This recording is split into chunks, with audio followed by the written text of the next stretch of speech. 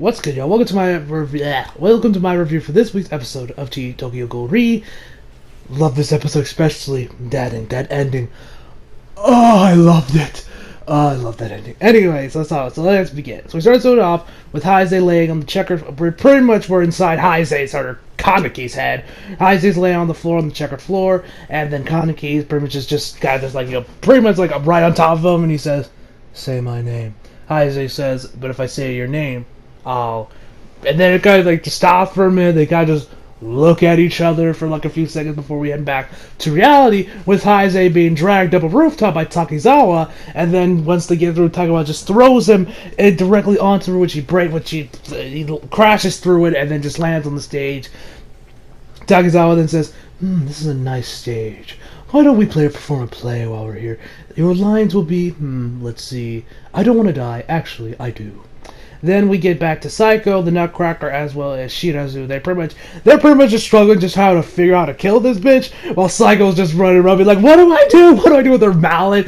And then so while they're pretty much Shirazu falls for one of the Nutcracker's traps, the part where she put her Kagane into, and then Shirazu kind of like, when the detective, when the CG operative is going out with the Nutcracker, Shirazu actually stops and like knocks on, and then when he walks to like this one pillar, he knows that starts cracking, and then her trap activates. He dodges it before it hits him. Then he knocks on a wall, which I'm guessing through his hearing, he actually hears where the other at least from how it was at least illustrated, from at least the way it was drawn, at least illustrated in the anime, it looks like he can hear and know exactly where the other traps were. He tries it by tapping on where he thinks one of the traps are. There, it activates, so he knows that, so he knows where the locations are. So then we return back to Mutsuki and Urie, which Urie is still in Big Madam's mouth, and then Urie is just like, then it gets out of there and just pretty much, and then he activates his Kagane, and he looks like he's like, "Yes, more, like random kanji is all over the screen." He's like, "I'm so full of myself in my head." Like, he pretty much loses it. He just goes ham on Big Madam.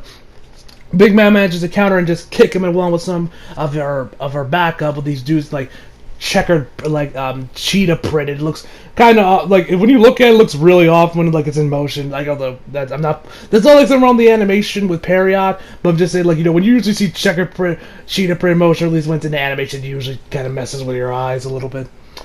Which apparently was something that a lot of people were complaining about last week, was the art and animation looked off. I didn't really see why. Unless it's like, Tokyo, unless it's like Dragon Ball Super, you probably won't see me complain about art animation unless it's like Dragon Ball Super bad at points, because Dragon Ball Super has gotten better with the art animation recently, but like, it's not nowhere near as bad as it used to be, like with episode 4. Whew. But it's gotten better, but I wouldn't say Toei is anywhere near the level of Studio Bones with Hiroaka. Anyway, so Urie's, like I said, he loses his shit. He's like just going over. Juzu ends up showing up, helping him out, taking care of Big Madam, and actually, after he gets kicked and sent fly back to pretty much where Mutsuki is, where Urie kind of like just pretty much has a breakdown. He's like, "Why am I always getting the short end of the stick?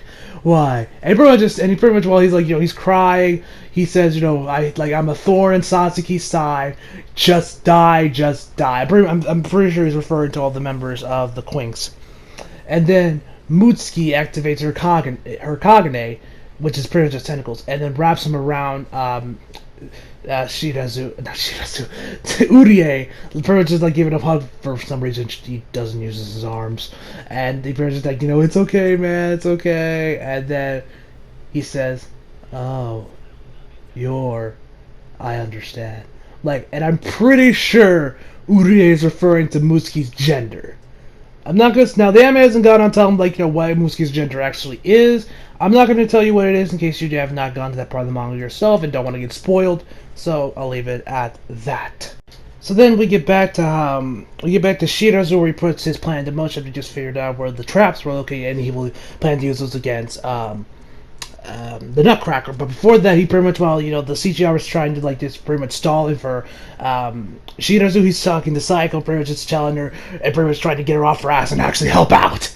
And he pretty much just tells her that they pretty much is like, come on, Psycho, we need your help. He's like, I don't know what to do.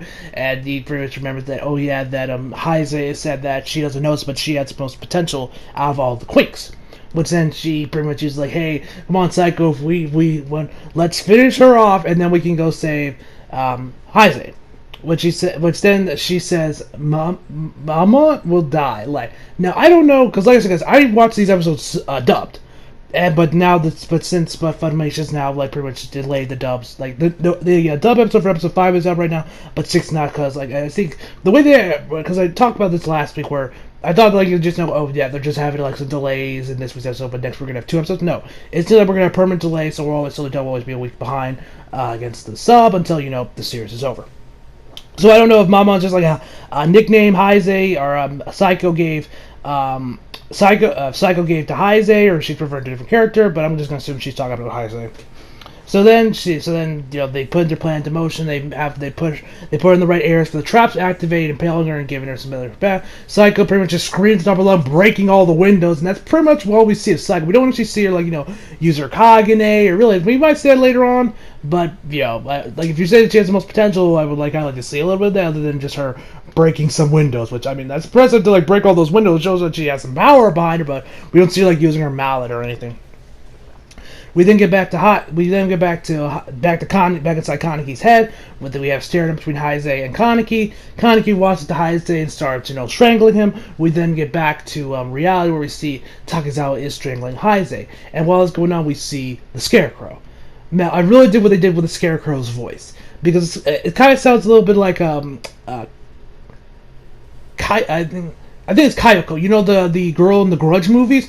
It's either I forget what it's like. I forget what the girl in the Ring name was. I think it was Kayako. It was like Sayako, or I think it's Kayako was the girl that was the main main monster character, whatever, from the Grudge franchise. If my memory serves me correct, it kind of sounds like that. It doesn't sound like exactly like where it's like. I can't even do it right now. It's not just a clicking. It kind of sounds like he's trying to say something, but he can't. Like it's almost like he's being strangled in a way. It almost sounds kind of Darth Vader, as only not as badass. I guess you could say more. I guess suffering is like he's missing something, maybe he's missed something, like he's missing his vocal cords or something. Which, like I said, guys, I know who the Scarecrow is. I'm not gonna spoil it for anyone who doesn't doesn't want to get spoiled or cop that part of the manga. So I'm not gonna say who he is, but knowing exactly what kind of happened to him. It does oh, okay, I see. And the guy just, it makes everything kind of a little more sense when you see. So he's pretty much, in this, pretty much in, this desk area. He pretty much, mentioned his arm hits, this red button, which it activates, the comm or something, and pretty much everyone in the whole building can hear Heise pretty much dying, essentially, of, him losing air, and then, Psycho hears this, as well as Hinmi, which they both go into which they pretty much just rush to get to Heise. And actually, while Takizawa was pretty much just whooping Heise's ass, he tells do you know the difference between first place and second place? And we see a picture of we then see Takizawa before the shit went down, before he became the Psycho Ghoul, and as well as Akira, because as we know, if you guys remember, because this is both in the anime and the manga, where they were pretty much always Takizawa always had this beef with Akira, Akira would always do better than Takizawa, so he's referring to that. And then Hinami shows up and then helps, right before he starts about to kill Heise. Well, Heise's getting his ass beat. There's so many parts of this episode where I was like, ooh, that could work as a good thumbnail. Ooh, that could work as a good thumbnail. But then there's this one part at the end where I was like, okay, that's my thumbnail. Anyway. And Hinami shows up, has Heise in her hands, and then pretty much just, she says pretty much even if you're just an empty shell, she says Kaneki, and then helps him out, and then pretty much just, protects him from him. And she says that even if you're not Kaneki, even if it's just your body, your soul's not in there, I'm going to protect you anyway. I don't care if Kaneki's nowhere to be found. It's just Heise. I'm still going to protect you. So Hinami does pretty well. We haven't really seen Hinami really use her Kagane at all, especially in the anime. The manga, I'm sure we see a little bit bits and pieces of it. Like I said, guys, I'm only up to volume 11. But so, like, Hime can hold her own. Like, her Kagane, she does a great job with it. And then at the end, then later on, right before Hime starts, like, she just gets on, like, at the end of the rope, Heise gets up. He's like, "I'm not Kaneki. I'm not that person you think you are. I'm Heise Sasaki." And so then Heise shows up, and then he pretty much, gets back and forth. And you know what they play? Unraveled. Yes, the song that was used for the first OP of Tokyo Ghoul in Season 1, they reused it for the scene, and it's fucking legendary! Like, I mean, it's not as badass as what we saw Kaneki face off against Jason Season 1, because it's more just kind of like backroom. It was probably more or less done for fans, or for the fans, because we can barely hear it while the fight's going on. We actually see Heise talking to Kaneki. They're pretty much just both chilling in their chairs, and he's pretty much saying, like, "I don't want to disappear. Are you?" And Kaneki's like, "Are you scared of me?" He's like, I think he said yes because you're so strong, and they're just talking and talking and talking. But then this little kid shows up with white hair that's also Kaneki.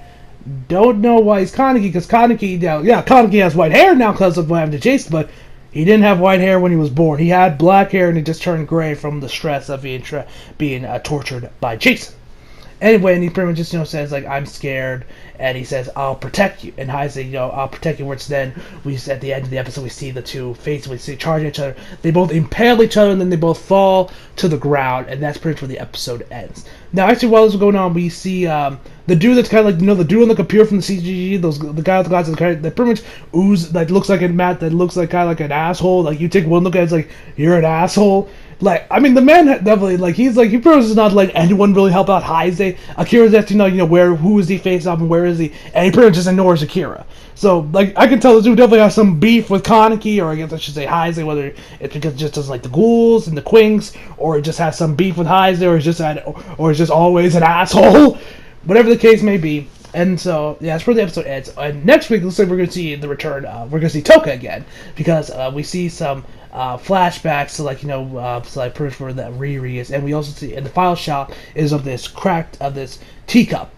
That's like, that at least half of it, because it has broken now. Because, now if I remember correctly, that was actually one of the teacups that was used on Teiku, and Toka managed to grab it while Teiku's burning. Did that happen in the mangas, or was it just something that happened in Rude? I'm just going off what I know of Rude for, like, later events of Tokyo Ghoul that I haven't seen in the manga yet.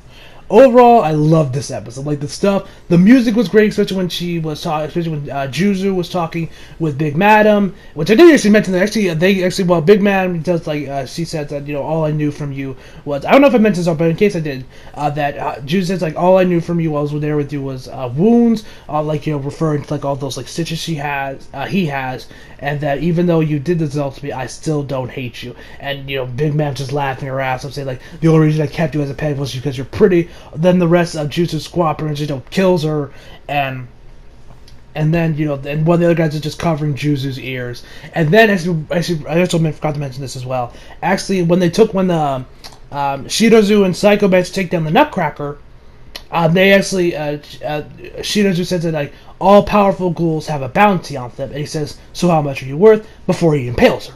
And then we see a quick flashback to her when she was like a little kid, poor, and she sees his red slippers. I don't know. I wouldn't be surprised if that's a reference to the Wizard of Oz, because they kind of look like those red slippers from the Wizard of Oz. And she's like, "I just wanted to be pretty." He's like, "Oh, don't start acting human now." So yeah, overall, I love this episode. The music was great. The art animation was pretty good for the fight. That was also really damn good for the fight scenes. The music was great. Everything was great. Unravel, that was a nice touch of adding Unravel for the very end. So overall, I'm gonna give this episode no, screw it. I'm gonna give this episode 10 out of 10 just for the fact that they used Unraveled.